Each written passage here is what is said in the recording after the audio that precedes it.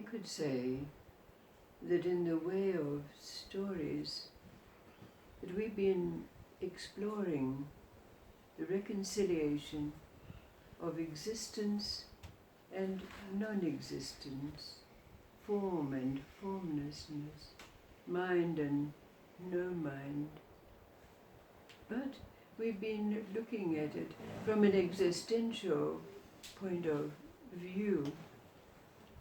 But if we describe it in more poetic terms, it's called the meeting of heaven and earth. And described in these terms, we can look at it from an esoteric point of view. So there's a story about the great god Zeus. Now Zeus is said to be the father of the gods and the father of humans.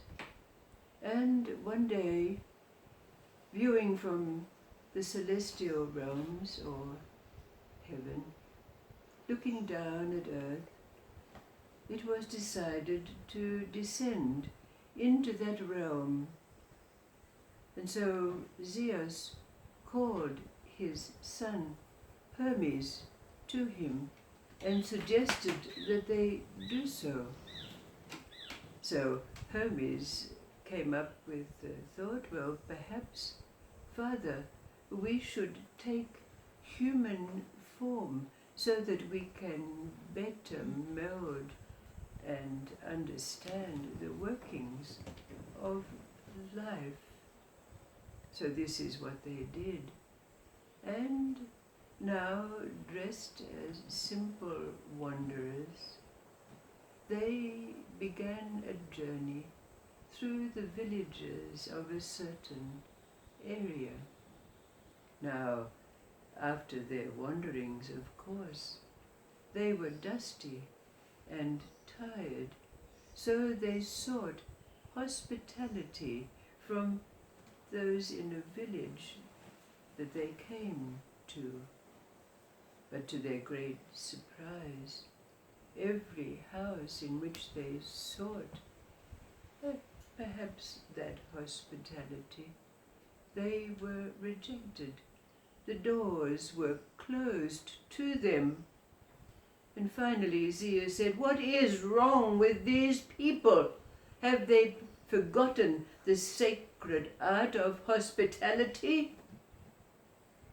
And they had almost given up the possibility that they would find somewhere to rest, when they spied a little hut halfway up a hill not far away. So they decided that they would try for one last time. And as they approached the very simple little dwelling, there they saw the chickens pecking in the yard in front of this wooden house with its thatched roof.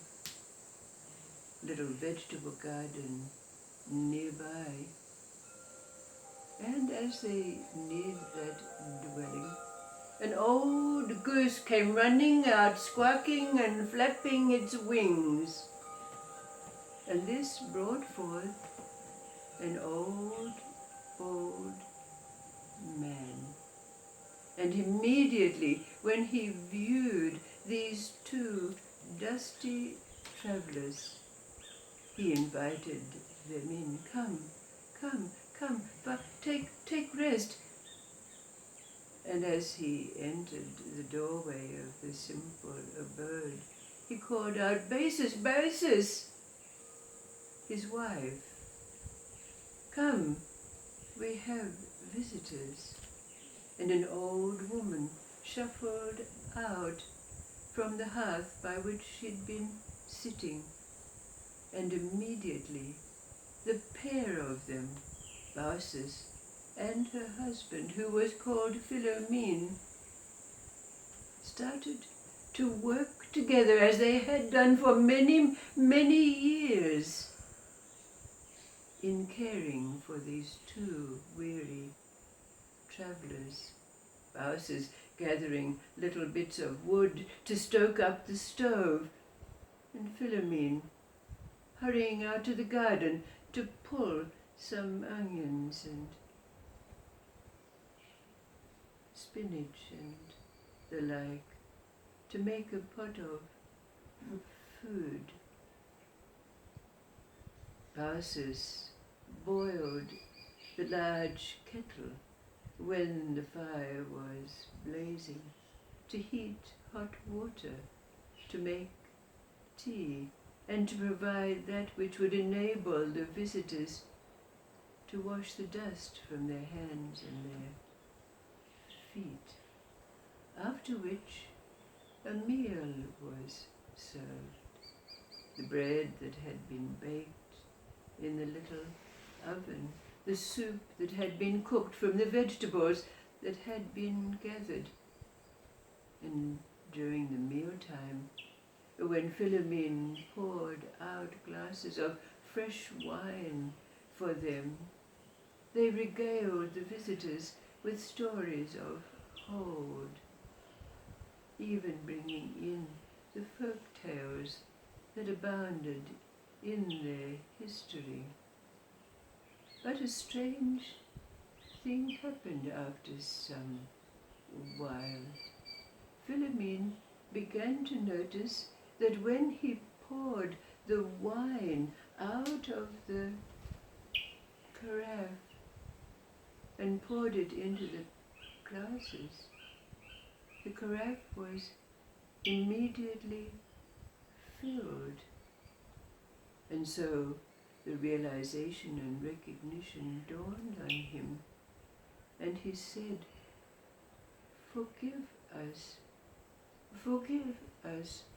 We thought that you were just ordinary travelers. Who are you?" And Zeus admitted, telling Baucis and Philomene who they really were. Baucis and Philomene were filled with apologies. "We're so sorry, we did not recognize you.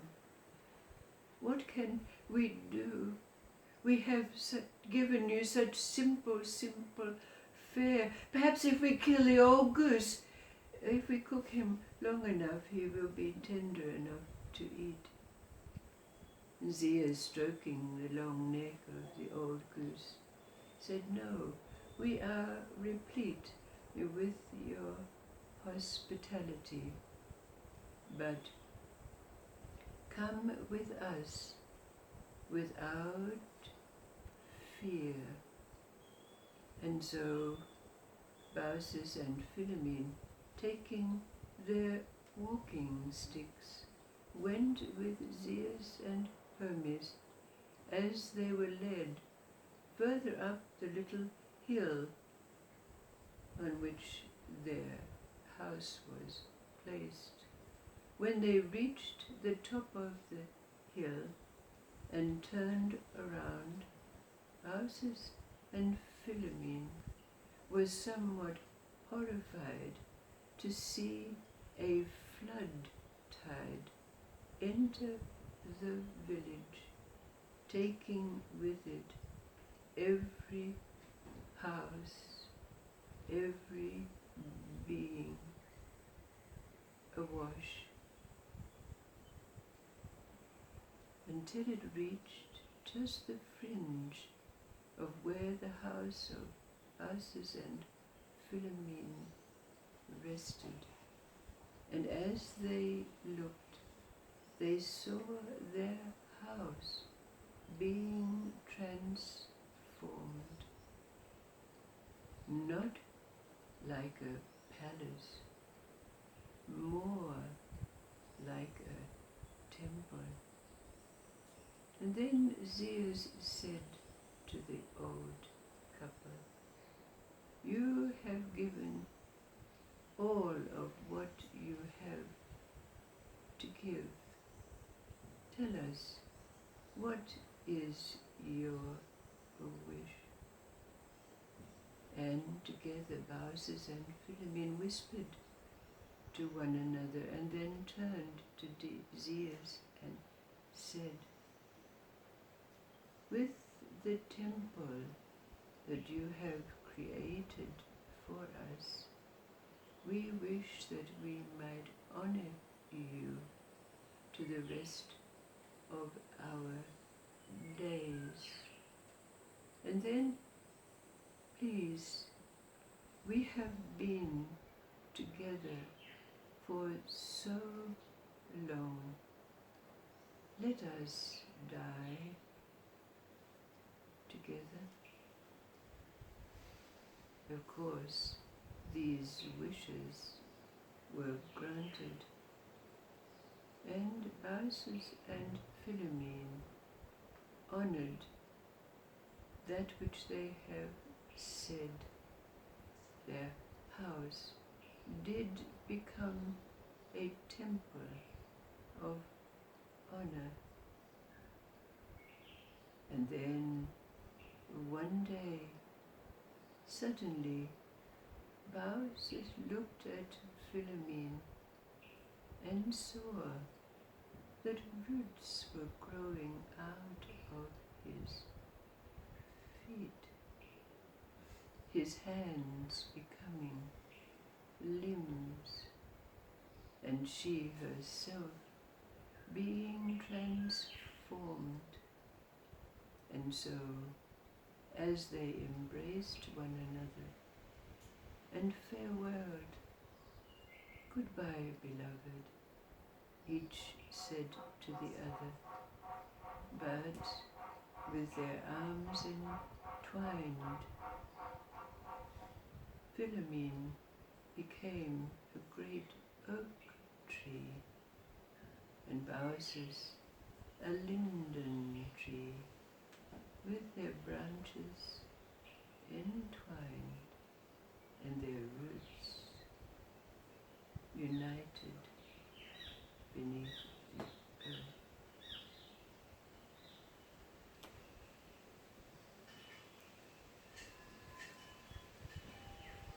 The meeting of heaven and earth.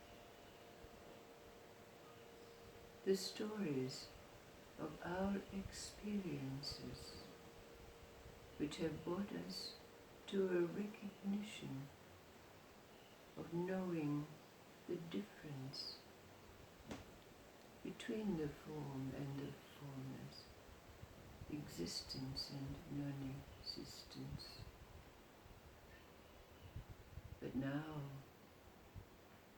when we're in that place where we can also recognize the qualities not only of earth from our experiences, but those of what is called heaven.